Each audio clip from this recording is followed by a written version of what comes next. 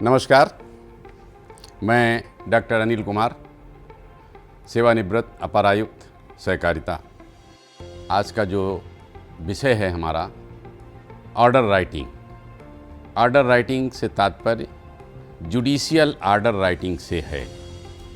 तरह तरह के आदेश होते हैं, ट्रांसफ़र का भी आदेश होता है, पोस्टिंग का भी आदेश होता है। यहाँ हमें उन आदेशों से, प्रशासनिक आदेश पर हमें चर्चा नहीं करनी है। हमें सहकारिता विभाग में सहकारी न्यायालयों के द्वारा जो आर्डर या डिक्री या विनिश्चय या आदेश जारी किए जाते हैं उसका अध्ययन करना है, उस पर बात करना है। शिक्षण की रूपरेखा मॉड्यूल 1 अंतिम आदेश। इस मॉड्यूल में आप सीखेंगे कि अंतिम आदेश सभी पक्षों की सुनवाई के बाद स्पष्ट तिथि और समय सीमा में पारित किया जाता है। आदेश की जानकारी पारदर्शी रूप से अंकित होनी चाहिए जिससे पक्षकार आदेश प्राप्त कर सकें। मॉड्यूल 2 आदेश लेखन की शैली और आवश्यक तत्व। इस मॉड्यूल में आप सीखेंगे कि न्यायिक आदेश कैसे स्पष्ट, क्रमबद्ध और सरल भाषा में लिखा जाता है। इसमें कोर्ट का नाम, पीठासीन अधिकारी का पदनाम, प्रकरण क्रमांक व दिनांक जैसे आवश्यक तत्व शामिल होते हैं। मॉड्यूल 3 वाद बिंदुओं का विश्लेषण और प्रमाणन। इस मॉड्यूल में आप सीखेंगे कि प्रत्येक वाद बिंदु को स्वतंत्र रूप से प्रमाणों के आधार पर कैसे परखा और विश्लेषित किया जाता है तथा किन धाराओं के अंतर्गत आदेश पारित किया गया, इसका स्पष्ट उल्लेख कैसे किया जाए। मॉड्यूल 4 न्यायिक दृष्टांतों का महत्व। इस मॉड्यूल में आप सीखेंगे कि पूर्व निर्णयों का उपयोग कब उचित है और जब वे लागू न हों तो न्यायालय को उसका कारण कैसे स्पष्ट करना चाहिए। आदेश में दृष्टांतों का उचित संदर्भ और व्याख्या शामिल करना आवश्यक होता है। मॉड्यूल 5 एक पक्षीय कार्यवाही की स्थिति में प्रक्रिया। इस मॉड्यूल में आप सीखेंगे कि प्रतिवादी की अनुपस्थिति में एक पक्षीय कार्यवाही कैसे की जाती है, वादी को साक्ष्य प्रस्तुत करना क्यों जरूरी है और प्रतिवादी द्वारा उपयुक्त कारण दिए जाने पर बहाली की प्रक्रिया क्या होती है। मॉड्यूल 6 आदेश की पावती और दस्तावेजी प्रक्रिया। इस मॉड्यूल में आप सीखेंगे कि आदेश की प्रति समय पर देना, हस्ताक्षर युक्त पावती प्राप्त करना और दस्तावेज की वैधता बनाए रखने के लिए प्रत्येक कदम कैसे सुनिश्चित किया जाए। तो आइए आरंभ करते हैं पहले मॉड्यूल से।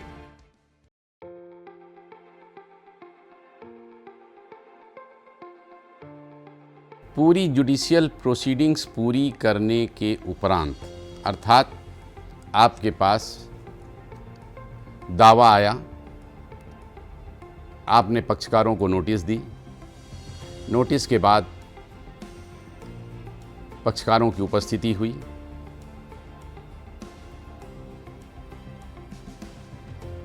प्रतिवादी गणों के द्वारा जवाब दावा दिया गया, उसके आधार पर आपने इशूज बनाए। इशूज बनाने के बाद आपने दोनों पक्षों की साक्ष्य ग्रहण की। साक्ष्य ग्रहण करने के बाद दोनों पक्षों की अंतिम बहस सुनी और फिर प्रकरण को निर्णय हेतु सुरक्षित कर दिया। आमतौर पर निर्णय प्रकरण अंतिम सुनवाई के 15 दिवस के अंदर आपको ऑर्डर या डिक्री जारी कर देना चाहिए। आपने जब प्रकरण सुरक्षित किया था, कई बार होता है कि सुनवाई के बाद हम लिख लेते हैं प्रकरण आदेश हेतु सुरक्षित, लेकिन उसमें तारीख नियत नहीं करते हैं। ये एक तकनीकी त्रुटि है। हमें ध्यान रखना है कि जब भी हम प्रकरण सुरक्षित करें तो उसमें आर्डर हम किस तारीख को जारी करेंगे उसका स्पष्ट उल्लेख आ जाना चाहिए और जिस तारीख को हमने आदेश के लिए नियत किया है यथासंभव उसी तारीख को आदेश जारी होना चाहिए, न उसके पहले न उसके बाद। लेकिन अगर मान लीजिए कि नियत तारीख पर आप अनुपस्थित हो जाते हैं, बीमार हो जाते हैं, टूर पे चले जाते हैं, कोई अन्य कारण है, छुट्टी हो जाती है, तो फिर अगले कार्य दिवस में आप पुनः आदेश के लिए कोई शॉर्टेस्ट डेट फिर नियत करेंगे ताकि पक्षकारों को ये पता रहे कि आदेश किस दिनांक को जारी होने वाला है और फिर उस दिनांक को खुले न्यायालय में आपको आदेश जारी करना होता है। तो ये तो हुआ आदेश जारी करने की प्रक्रिया। इस मॉड्यूल में हमने जाना कि न्यायालय द्वारा अंतिम आदेश सभी पक्षों की सुनवाई, साक्ष्य और बहस के बाद तय समय सीमा में पारित किया जाता है। आदेश की तिथि और उसकी जानकारी स्पष्ट रूप से अंकित होनी चाहिए ताकि किसी भी प्रकार का भ्रम न हो। आदेश की तिथि ऐसी होनी चाहिए जिससे पक्षकार न्यायालय में उपस्थित होकर आदेश प्राप्त कर सके।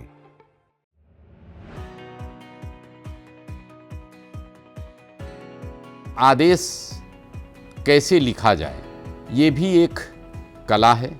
इसका जितना अधिक से अधिक सोच समझ करके हम लोग लिखते रहेंगे लगातार समझ करके, उतना ही रिफाइन होते रहेंगे।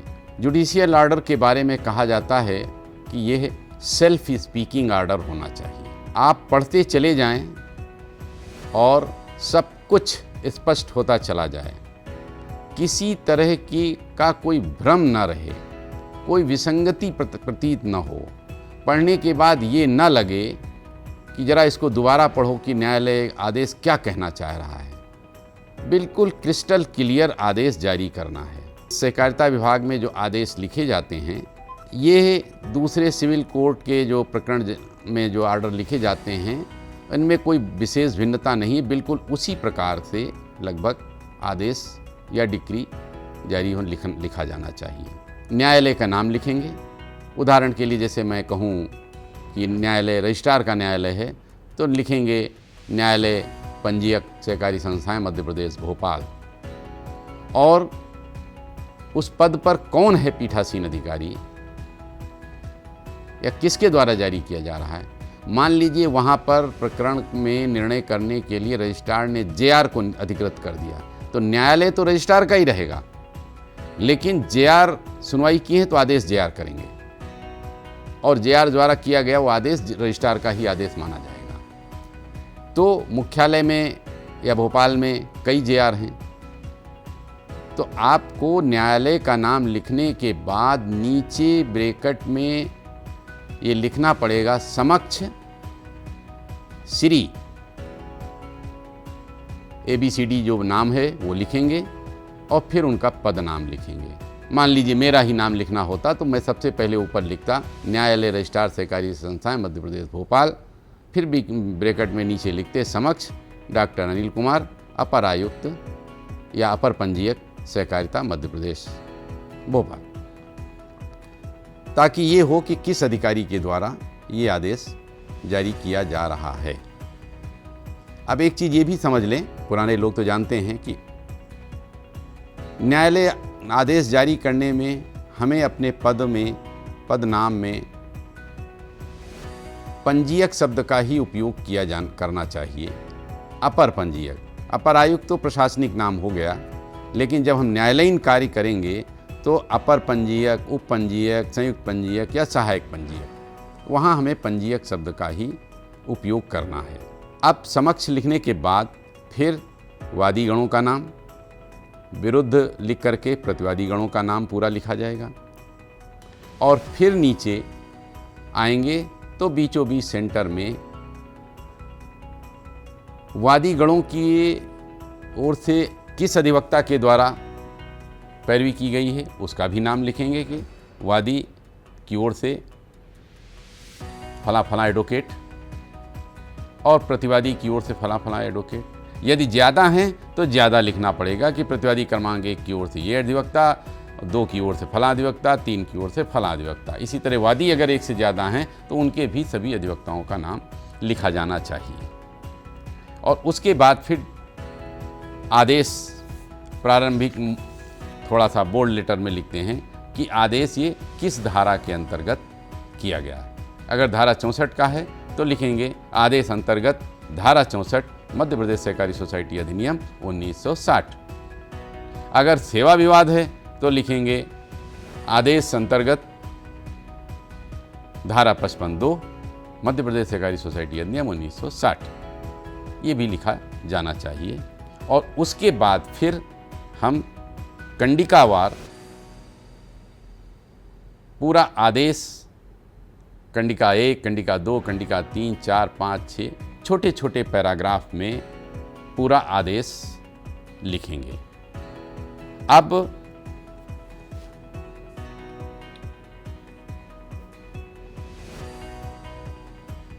हाँ, एक चीज और जो छूट गई कि बाईं ओर आदेश शुरुआत प्रथम पृष्ठ पर जब न्यायालय का नाम, पीठासीन अधिकारी का नाम लिख दिया जाएगा तो उसके बाईं ओर प्रकरण का क्रमांक और दिनांक भी बोल्ड अक्षरों में अंकित किया जाना चाहिए। और अब फिर कंडिकावार निर्णय लिखना हम प्रारंभ करेंगे। तो जो पहली कंडिका है, उस कंडिका में पहले प्रकरण की प्रकृति का उल्लेख करेंगे, अर्थात कि किस विधि के प्रावधान के अंतर्गत प्रकरण प्रस्तुत किया गया। मान लीजिए कर्मचारी सेवा विवाद है, तो हम इसमें ये लिख सकते हैं, एक उदाहरण है, भाषा बदल सकती है, आपकी अपनी होगी।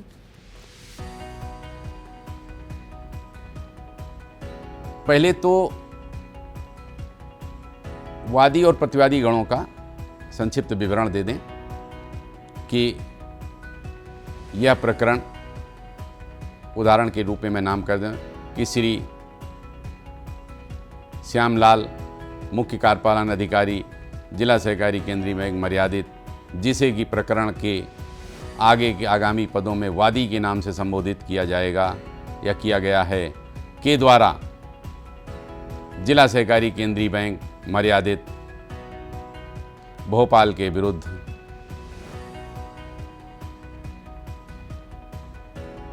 अपनी सेवा समाप्ति के आदेश दिनांक इतने से व्यतीत होकर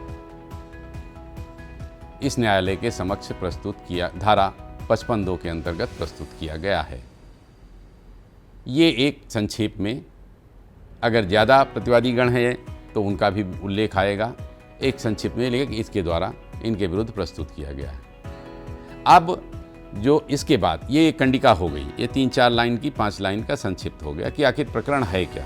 तो पहली ही कंडिका देखते ही, अगर मान लो प्रकरण अपील में गया तो उसको देखते ही लग जाएगा कि हाँ, ये धारा 55(2) का प्रकरण है और इसमें वादी कोई श्यामलाल नाम का व्यक्ति है, मुख्य कार्यपालन अधिकारी, उसने बैंक के खिलाफ ये प्रकरण प्रस्तुत किया गया है और टर्मिनेशन के विरुद्ध प्रस्तुत किया गया। ये सबसे पहली कंडिका में इतना वर्णन आ जाएगा।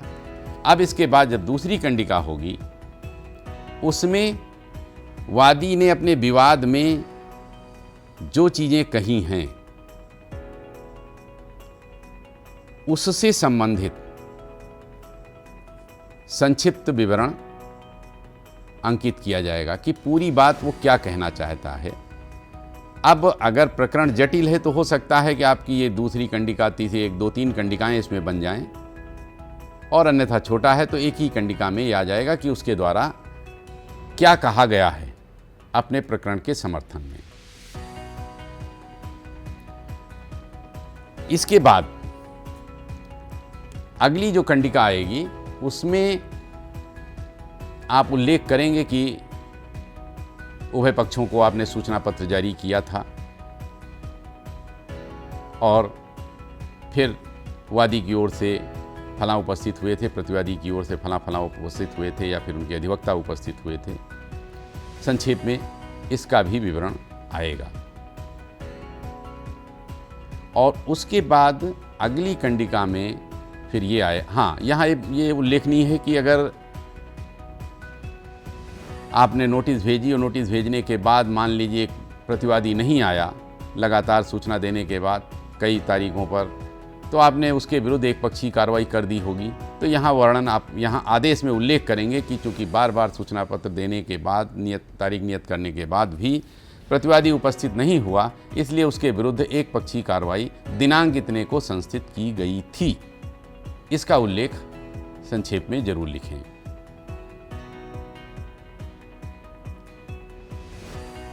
ये लिखने के बाद, और अगर वो उपस्थित हुआ है तो उसने अपना जवाब दावा दिया होगा, तो आप लिखेंगे कि उसके द्वारा जवाब दावा प्रस्तुत किया गया। और फिर अगली कंडिका में वादी के द्वारा वाद पत्र में किए गए अभिवचन और जवाब दावा में प्रतिवादी गणों के द्वारा किए गए अभिवचनों के आधार पर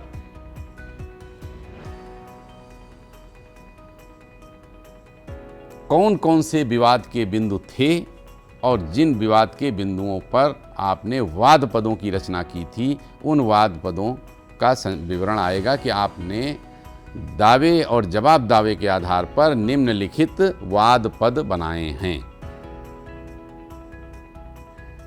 जो वाद पद आपने, एक वाद पद बन गए, अगली कंडिका में वाद पद बन गए, 1 2 3 4 5 वाद पद बन गए। इस मॉड्यूल में हमने जाना कि न्यायिक आदेश स्वस्पष्ट सेल्फ स्पीकिंग होना चाहिए और उसमें कोई भ्रम या अस्पष्टता नहीं होनी चाहिए। आदेश में कोर्ट का नाम, पीठासीन अधिकारी का पदनाम, प्रकरण क्रमांक और दिनांक स्पष्ट रूप से शामिल हो। आदेश छोटे छोटे अनुच्छेदों में क्रमबद्ध और सरल भाषा में लिखा जाना चाहिए।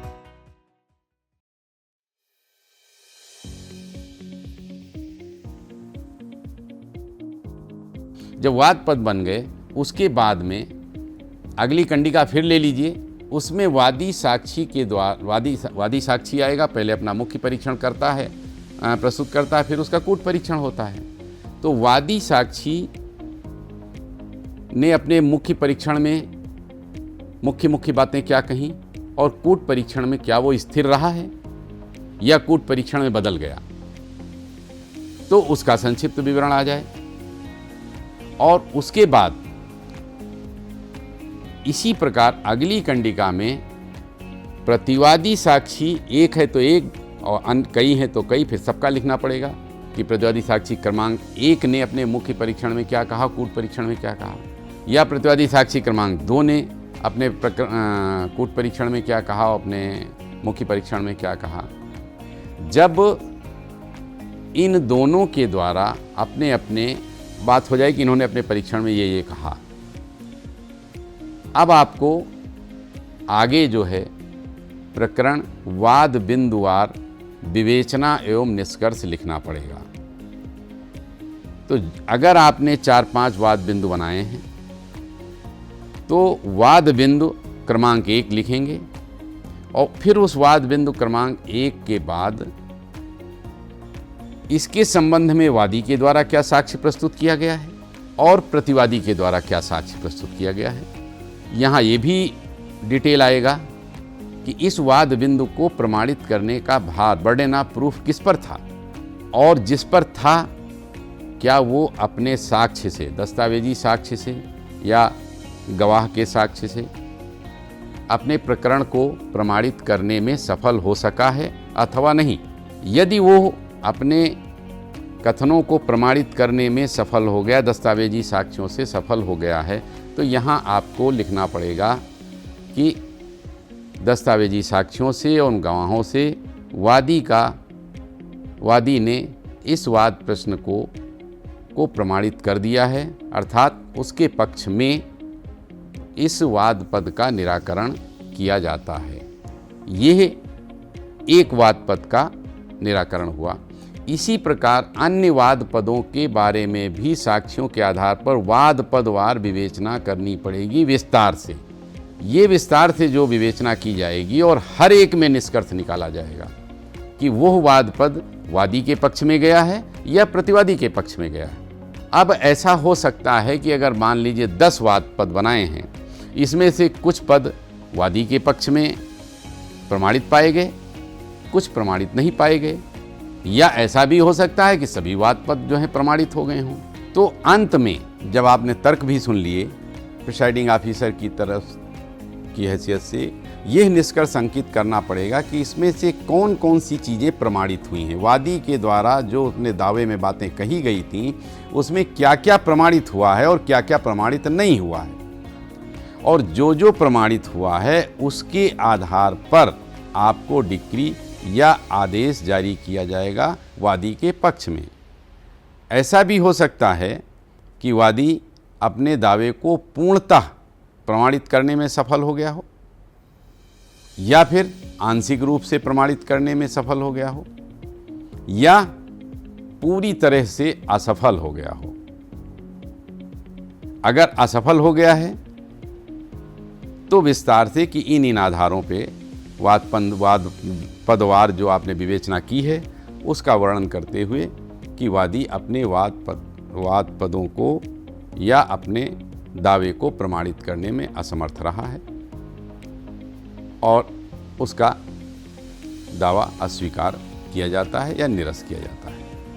लेकिन अगर वो प्रमाणित करने में सफल हो गया है तो फिर आपको ये वर्णन करना है कि दावे का इतना अंश प्रमाणित करने में सफल हो गया है, शेष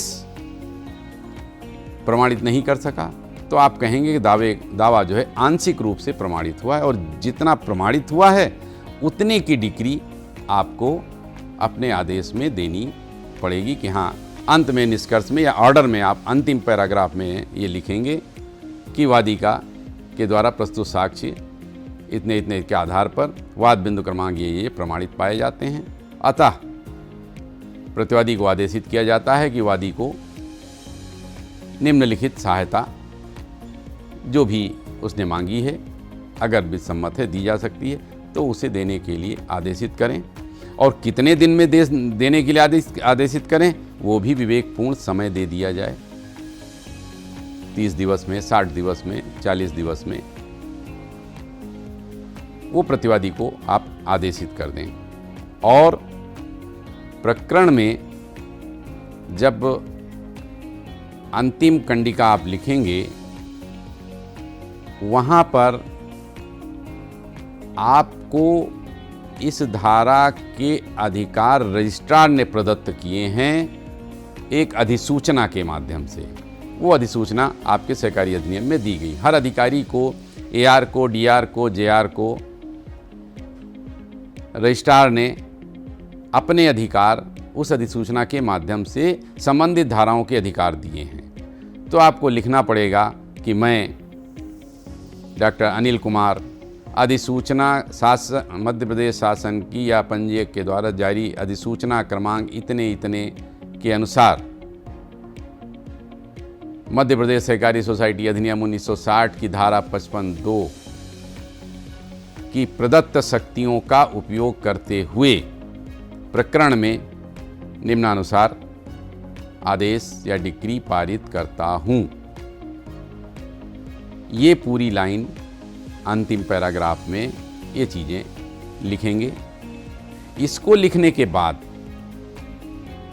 जो इसी जो पारित किया इसके जस्ट पहले कि और क्या क्या सहायता जो उसने सहायता मांगी है उसमें जो सहायताएं दी जा सकती हैं। एक सहायता हर वादी मांगता है, वाद व्यय। तो अगर आपको लगता है कि वादी के साथ इनजस्टिस हुआ है और वो प्रकरण प्रमाणित करने में सफल हो गया है, उसके पक्ष में फैसला दिया जा रहा है, तो फिर वो जो प्रताड़ित हुआ वो प्रतिवादी की गलती से प्रताड़ित हुआ तो उसे वाद व्यय भी दिलाया जाना चाहिए। तो उसे न्यायालय को चाहिए कि वो प्रतिवादी आदेशित करे कि प्रतिवादी मनी के टर्म्स में मांगने को, तो वादी बहुत कुछ मांग सकता है, लेकिन एक विवेकपूर्ण कुछ न कुछ न्यूनतम वाद व्यय प्रतिवादी से दिलाना चाहिए। और इसके विपरीत अगर ये लगा कि नहीं प्रकरण प्रमाणित करने में असफल हो गया है और जानबूझ करके जो है उसने अपने प्रकरण को लगाया है और अनावश्यक रूप से जो है प्रकरण को चलाया गया उसके द्वारा, तो और जब प्रकरण वो खारिज करता है तो भी आदेश कर सकता है, वादी को आदेश कर सकता है कि आपके कारण चूंकि उसे मुकदमेबाजी करनी पड़ी इसलिए 500 रुपये, 1000 रुपये, 2000 रुपये, या आप अपने विवेक के आधार पर वादी को आदेशित कर सकते हैं कि 30 दिवस के अंदर प्रतिवादी को वाद व्यय के रूप में दे।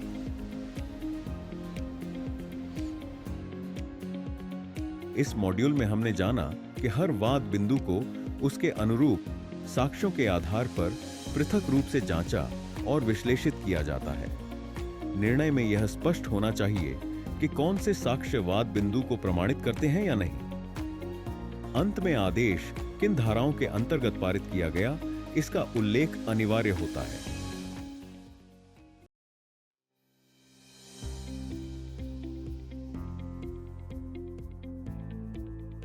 अब इस आदेश जब आप बना रहे हैं, इसमें एक बात और आती है, न्यायिक दृष्टांत या नजीर का उल्लेख।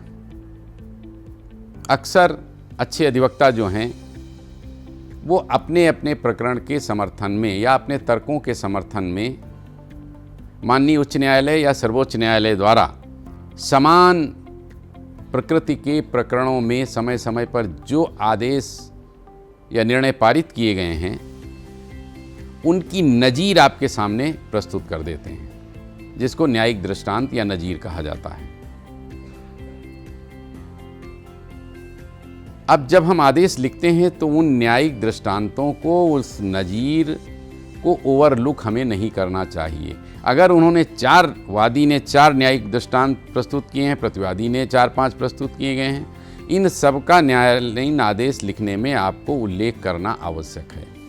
और वो न्यायिक दृष्टांत इस प्रकरण में लागू हो रहे हैं या नहीं हो रहे हैं। अगर नहीं हो रहे हैं तो क्यों? क्या दोनों के तथ्य अलग अलग हैं, परिस्थितियां अलग अलग हैं? इसका उल्लेख भी आपको अपने आदेश में करना चाहिए कि न्यायिक दृष्टांत आपके वादी के द्वारा प्रस्तुत या प्रतिवादी के द्वारा प्रस्तुत माननीय उच्च न्यायालय का फला फला न्यायिक दृष्टांत लागू नहीं हो रहा है या लागू नहीं किया जा सकता। क्यों लागू नहीं किया जा सकता? क्योंकि दोनों के तथ्य अलग अलग हैं। अगर ऐसा है तो आपको इस तरह का संक्षिप्त विवरण दे करके और उल्लेख करना पड़ेगा कि इसका लाभ संबंधित पक्षकार को नहीं दिया जा सकता। और अगर उसके तथ्य और आपके तथ्य, इस प्रकरण के तथ्य समान हैं, तो फिर आपको उस न्यायिक दृष्टांत के आलोक में उसी के अनुरूप आदेश पारित करना चाहिए।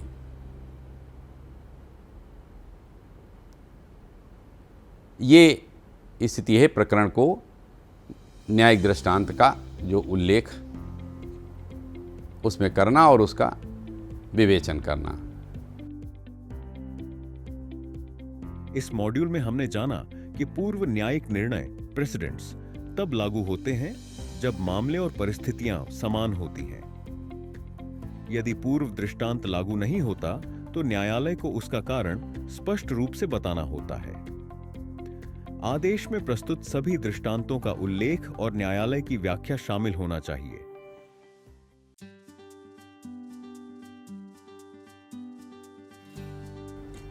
यदि प्रकरण में प्रतिवादी अनुपस्थित रहा है और आपने उसके विरुद्ध एक पक्षी कार्रवाई कर दी है, तो आपको उल्लेख करना पड़ेगा कि हमने प्रतिवादी को के उपस्थिति के लिए दिनांक इतने को तामीली हो गई थी, जिसका अभिलेख नस्ती में उपलब्ध है। उसके बावजूद प्रतिवादी दिनांक इतने को, फिर इतने को, फिर इतने को, फिर इतने को, 2 तारीख, 3 तारीख, 4 तारीख मैंने नियत की, लेकिन किसी भी तारीख पर वो उपस्थित नहीं हुआ। इसलिए दिनांक इतने को उसके विरुद्ध एक पक्षी कार्रवाई कर दी गई थी। ये उल्लेख करना बहुत जरूरी है। अब यहां 1-2 बातें और आती हैं कि अगर वादी ने दावा प्रस्तुत कर दिया था और प्रतिवादी सूचना प्राप्ति के बावजूद नहीं आया, उसके विरुद्ध आपने एक पक्षी निर्णय ले लिया, तो ऐसे में क्या वादी का दावा प्रमाणित मान लिया जाएगा? नहीं। भले ही प्रतिवादी नहीं आया है, वादी भले कहे देखिए साहब वो तो आया नहीं है इसलिए मेरी सारी बातें मान ली जाए, ऐसा नहीं होगा। वादी को अपने प्रकरण के समर्थन में साक्ष्य प्रस्तुत ही करना पड़ेगा। जो वो कह रहा है वो साक्ष्य अपना प्रस्तुत कर दे। हाँ ठीक है, प्रतिवादी नहीं आया है तो अब उसका कूट परीक्षण नहीं होगा, लेकिन उसे अपना दावा, अपना विवाद अपने दस्तावेजी साक्ष्यों से प्रमाणित करना अनिवार्य है। तो इस चीज़ का उल्लेख आपको करना होगा कि हाँ, भले ही उसके विरुद्ध एक पक्षी कार्रवाई की गई, किंतु ऐसी स्थिति में वादी के द्वारा जो एक पक्षी साक्ष्य प्रस्तुत की गई है, उस साक्ष्य का आपके द्वारा अवलोकन किया गया है और आप संतुष्ट हैं कि वादी ने जो अभिवचन किए हैं वो दावे में वो सही हैं और इन दस्तावेज़ों के या साक्ष्य के आलोक में प्रमाणित पाए जाते हैं। तो ऐसी स्थिति में आपको उन दस्तावेज़ों के आधार पर वादी के पक्ष में फैसला दिया जा सकता है। यहाँ ये एक आदेश, एक ऐसी स्थिति भी आती है कि वादी ही लगातार पेशी पे उपस्थित नहीं हो रहा है। प्रकरण तो प्रस्तुत कर दिया गया, लेकिन वादी नहीं आ रहा है। 1 तारीख लगाई, 2 तारीख लगाई, 3 तारीख लगाई, बार बार पुकार लगाई जा रही है, वो उपस्थित नहीं हो रहा है। तो फिर प्रकरण उसके व्यतिक्रम के कारण, या जिसको कहते हैं अदम पैरवी में, प्रकरण खारिज कर दिया जाएगा। लेकिन अगर वो व्यक्ति अदम पैरवी में प्रकरण खारिज होने के 30 दिवस के अंदर फिर से आकर के उपस्थित होकर के पर्याप्त साक्ष्य दे देता है कि साहब मैं तो बीमार हो गया था, मैं अस्पताल में भर्ती था, ये था, इस कारण मैं नहीं आ पाया, इसलिए प्रकरण को कृपया रिस्टोर कर दें, तो प्रकरण को रिस्टोर कर दिया जाएगा और उसमें उसी प्रकार सुनवाई आगे प्रारंभ की जाएगी जैसे ये माना जाएगा कि इसके विरुद्ध कोई एक पक्षी कार्रवाई नहीं की गई है। इस प्रकार आप अपना अंतिम आदेश जारी करेंगे। इस मॉड्यूल में हमने जाना कि प्रतिवादी की लगातार अनुपस्थिति पर न्यायालय एक पक्षीय कार्यवाही कर सकता है। वादी को फिर भी अपने दावे के समर्थन में साक्ष्य प्रस्तुत करना अनिवार्य होता है। प्रतिवादी द्वारा वैध कारण बताने पर मामला पुनः बहाल रिस्टोर किया जा सकता है।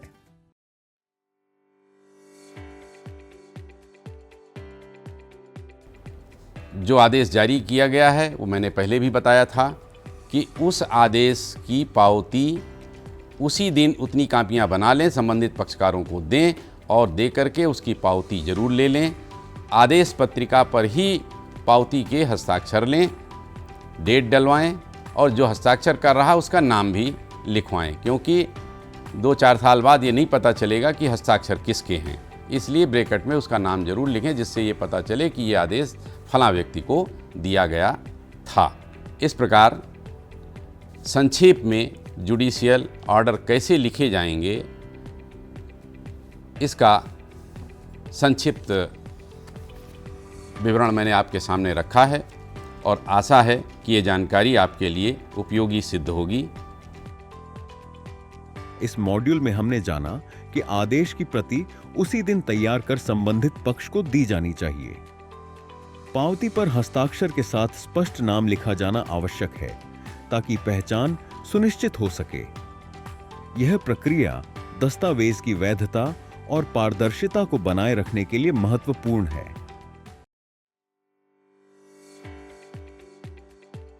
इस कोर्स की समाप्ति में हम सीख चुके हैं। प्रभावी आदेश लेखन न्यायिक प्रक्रिया की पारदर्शिता और विश्वसनीयता को मजबूत बनाता है। स्पष्ट, सटीक और तर्कसंगत आदेश ही न्यायपालिका की गुणवत्ता को दर्शाते हैं। हर आदेश एक संरचित प्रक्रिया से गुजरता है जिसमें समय सीमा, साक्ष्य और न्यायिक विवेक महत्वपूर्ण भूमिका निभाते हैं। वाद बिंदुओं और प्रस्तुत साक्ष्यों का व्यवस्थित विश्लेषण निष्पक्ष निर्णय के लिए अनिवार्य होता है। पूर्व निर्णयों का उचित उपयोग न्यायिक तर्क को कानूनी समर्थन प्रदान करता है और एक रूपता सुनिश्चित करता है। आदेश जारी करने के बाद की प्रशासनिक प्रक्रियाएं जैसे पावती, दस्तावेजीकरण और संप्रेषण भी उतनी ही महत्वपूर्ण हैं जितना कि आदेश का मसौदा। इस विषय पर हमने एक प्रश्नोत्तरी भी आपके लिए तैयार की है। आप उन प्रश्नों का उत्तर दीजिए। उत्तर देने के बाद आपको एक प्रमाण पत्र प्राप्त होगा जो आपके लिए उपयोगी होगा। धन्यवाद। नमस्कार।